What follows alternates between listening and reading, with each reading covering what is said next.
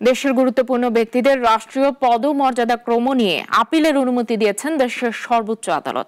একই সঙ্গে এ বিষয়ে আপিল শুনানির জন্য আগামী ৪ নভেম্বর দিন ধার্য করেছে আদালত। বিচারপতি মোহাম্মদ আশফাকুল ইসলামের নেতৃত্বে ৬ বিচারপতির আপিল বেঞ্চ এ আদেশ দেন। এর আগে ২০১৫ সালের ১১ জানুয়ারি রাষ্ট্রীয় পদমর্যাদাক্রম ঠিক করে রায় দেন আপিল বিভাগ, যার পূর্ণাঙ্গ রায় প্রকাশ হয় ২০১৬ সালের ১০ নভেম্বর। ২০০০ সালে এটি সংশোধন করা হয়।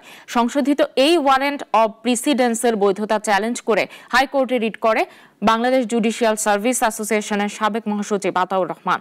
ওই রিটের ওপর ২০১০ সালের ৪ ফেব্রুয়ারি হাইকোর্ট রায় দেন। দুটো এডিশনাল গ্রাউন্ড আজকে আমরা জমা দিয়েছি, সেটার উপরে রিভিউ লিভ গ্রান্ট হয়ে এটা এখন সিভিল আপিল হবে। সেই সঙ্গে মাননীয় আদালত এই মামলাটি ৪ নভেম্বর ১ নম্বর আইটেম হিসেবে কার্যতালিকায় অন্তর্ভুক্ত করার নির্দেশ দিয়েছেন।